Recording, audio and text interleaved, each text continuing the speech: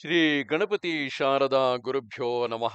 ಯತ್ರ ಯೋಗೇಶ್ವರ ಕೃಷ್ಣೋ ಯತ್ರ ಪಾರ್ಥೋ ಧನುರ್ಧರಃ ಅತ್ರ ಶ್ರೀ ವಿಜಯ ಭೂತಿರ್ಧ್ರುವ ನೀತಿರ್ಮತಿರ್ಮಮ. ಶ್ರೋತೃಗಳಿಗೆ ಶ್ರೀ ಅಳಸಿಂಗರಾಚಾರ್ಯ ವಿರಚಿತ ಶ್ರೀ ವ್ಯಾಸ ಮಹರ್ಷಿ ಪ್ರಣೀತ ಶ್ರೀಮನ್ ಮಹಾಭಾರತದ ದ್ರೋಣ ಪರ್ವದಲ್ಲಿ ಸಾತ್ವಿಕಿಯಿಂದ ದುಶ್ಯಾಸನನು ಪರಾಜಿತನಾದುದು ಎಂಬ 123ನೆಯ ಅಧ್ಯಾಯಕ್ಕೆ ಸ್ವಾಗತ. ಮಹಾರಾಜ, ದ್ರೋಣನ ನಿಂದಾ ವಾಕ್ಯಗಳನ್ನು ಕೇಳಿದ ಮೇಲೆ ನಿನ್ನ ಮಗನಾದ ದುಶ್ಯಾಸನನು ತಿರುಗಿ ಸಾತ್ವಿಕೆಯನ್ನು ಎದುರಿಸುವುದಕ್ಕಾಗಿ ಬಂದನು.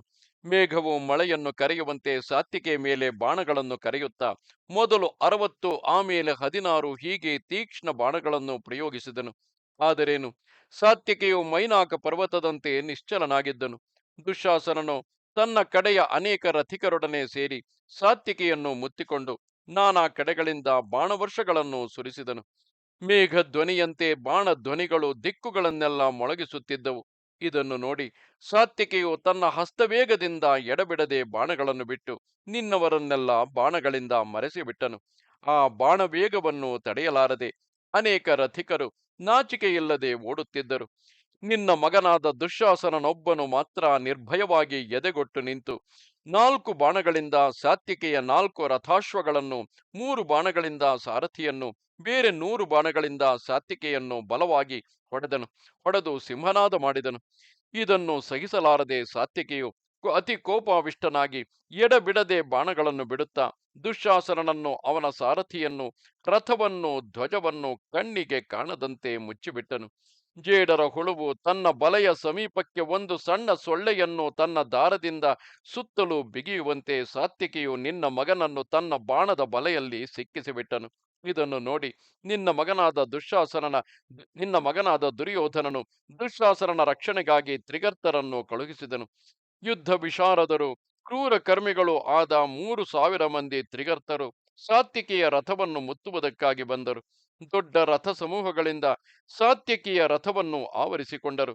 ಸಂಶಪ್ತಕರೆಂದು ಪ್ರಸಿದ್ಧರಾದ ಆ ತ್ರಿಗರ್ತರು ಯುದ್ಧದಲ್ಲಿ ಸಾಯುವುದೊಂದು, ಇಲ್ಲದಿದ್ದರೆ ಜಯಿಸುವುದೊಂದು, ಇವೆರಡರಲ್ಲಿ ಒಂದಿಲ್ಲದೆ ಹಿಂತಿರುಗುವುದಿಲ್ಲವೆಂಬ ದೃಢ ಪ್ರತಿಜ್ಞೆಯಿಂದ ಮನಸ್ಸನ್ನು ಸ್ಥಿರಪಡಿಸಿಕೊಂಡು ಹೊರಟರು.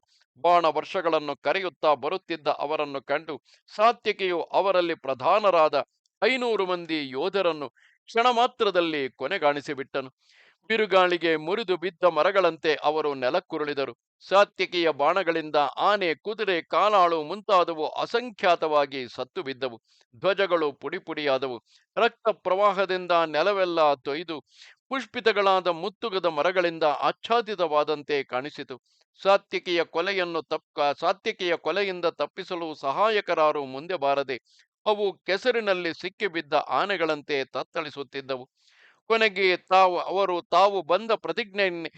ಮಾಡಿ ಬಂದ ಪ್ರತಿಜ್ಞೆಯನ್ನೇ ಮರೆತು ಗರುಡನಿಗೆ ಭಯಪಟ್ಟು ಹೆದರಿದ ಹಾವುಗಳು ಭೂರಂಧ್ರಗಳಲ್ಲಿ ಹುದುಗಿಕೊಳ್ಳುವಂತೆ ಎಲ್ಲರೂ ಓಡಿಹೋಗಿ ದ್ರೋಣನ ರಥದ ಬಳಿಯಲ್ಲಿ ಅಡಗಿಕೊಂಡರು. ಸಾತ್ವಿಕೆಯು ಹೀಗೆ 500 ಮಂದಿ ತ್ರಿಗರ್ತರನ್ನು ಕೊಂದ ಮೇಲೆ ಅಲ್ಲಿಂದ ಮುಂದೆ ಅರ್ಜುನನಿದ್ದ ಕಡೆಗೆ ಹೊರಟನು. ಇಷ್ಟರಲ್ಲಿ ನಿನ್ನ ಮಗನಾದ ದುಶ್ಯಾಸನನು ಅವನನ್ನು ಅಡ್ಡಯಿಸಿ ಅವನ ಮೇಲೆ 9 ಬಾಣಗಳನ್ನು ಹೊಡೆದನು. ಅದಕ್ಕೆ ಪ್ರತಿಯಾಗಿ ಸಾತ್ವಿಕೆಯು 5 ತೀಕ್ಷ್ಣ ಬಾಣಗಳನ್ನು ಪ್ರಯೋಗಿಸಿದನು. ದುಶ್ಯಾಸನನು ತಿರುಗಿ ಸಾತ್ವಿಕೆಯನ್ನು ನೋಡಿ ಗರ್ವದಿಂದ ನಗುತ್ತಾ ಮೊದಲು 3 ಬಾಣಗಳಿಂದಲೂ ತಿರುಗಿ 5 ಬಾಣಗಳಿಂದಲೂ ಹೊಡೆದನು. ಸಾತ್ವಿಕೆಯು ಅದಕ್ಕಿಂತ ತೀವ್ರವಾದ ಬಾಣಗಳಿಂದ ನಿನ್ನ ಮಗನನ್ನು ಬಲವಾಗಿ ನೋಯಿಸಿ ಅವನ ಧನುಸ್ಸನ್ನು ಕತ್ತರಿಸಿ ಅರ್ಜುನನ ಕಡೆಗೆ ಹೊರಟನು. ಇಷ್ಟರಲ್ಲಿಯೇ ದುಶ್ಯಾಸನನು ಓಡಿಬಂದು ಸಾತ್ವಿಕೆಯನ್ನು ತಡೆದು ಪೂರ್ಣವಾಗಿ ಉಕ್ಕಿನಿಂದ ನಿರ್ಮಿತವಾದ ಶಕ್ತಿಯೊಂದನ್ನು ಸಾತ್ವಿಕೆಯ ಮೇಲೆ ಪ್ರಯೋಗಿಸಿದನು. ಸಾತ್ವಿಕೆಯು ಅದನ್ನು ತನ್ನ ಬಾಣಗಳಿಂದ ಶತಖಂಡವಾಗಿ ಕತ್ತರಿಸಿದನು. ಆಮೇಲೆ ನಿನ್ನ ಮಗನು ಬೇರೊಂದು ಬಿಲ್ಲನ್ನೆತ್ತಿಕೊಂಡು ಸಾತ್ವಿಕೆಯ ಮೇಲೆ ಬಾಣಗಳನ್ನು ಹೊಡೆದು ಸಿಂಹನಾದವನ್ನು ಮಾಡಿದನು. ತಿರುಗಿ ಸಾತ್ವಿಕೆಯು ಅಗ್ನಿ ಜ್ವಾಲೆಯಂತಿರುವ ಬಾಣಗಳನ್ನು ನಿನ್ನ ಮಗನ ಎದೆಗೆ ಗುರಿಯಿಟ್ಟು ಹೊಡೆದು ಅವನನ್ನು ಮೂರ್ಛೆಗೊಳಿಸಿದನು. ತಿರುಗಿ 8 ತೀಕ್ಷ್ಣ ಬಾಣಗಳನ್ನು ಹೊಡೆದನು. ಆಗಲೂ ನಿನ್ನ ಮಗನು ಹೆದರದೆ ಚೇತರಿಸಿಕೊಂಡು ಸಾತ್ವಿಕೆಯ ಮೇಲೆ 20 ಬಾಣಗಳನ್ನು ಹೊಡೆದನು. ಅದಕ್ಕೆ ಪ್ರತಿಯಾಗಿ ಸಾತ್ವಿಕೆಯು ದುಶ್ಯಾಸನನ ಎದೆಗೆ 3 ಬಾಣಗಳನ್ನು ಹೊಡೆದು ಬೇರೆ ಬೇರೆ ಬಾಣಗಳಿಂದ ಅವನ ಸಾರಥಿಯನ್ನು, ಕುದುರೆಗಳನ್ನು, ಅವನ ಬಿಲ್ಲನ್ನು, ಕೈಚೀಲವನ್ನು, ಧ್ವಜವನ್ನು, 2 ಬಲ್ಲಗಳಿಂದ ಅವನ ರಥಶಕ್ತಿಯನ್ನು, ಬೇರೆ ಕೆಲವು ಬಾಣಗಳಿಂದ ಅವನ ಪಾರ್ಶ್ವರಕ್ಷಕರಾದ 2 ಸಾರಥಿಗಳನ್ನು ಹೊಡೆದನು.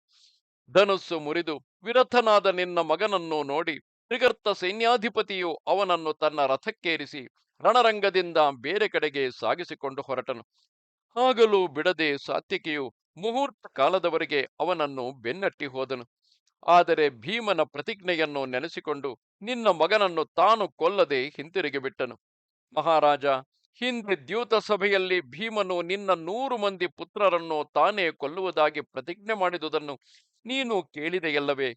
ಅದನ್ನು ಸ್ಮರಿಸಿಕೊಂಡು ಸಾತ್ವಿಕಿಯು ದುಶ್ಯಾಸನನನ್ನು ತನ್ನ ಕೈಯಿಂದ ಕೊಲ್ಲದೆ ಹಿಂತಿರುಗಿ ಅರ್ಜುನನ ದಾರಿಯನ್ನು ಹಿಡಿದು ಹೊರಟನು.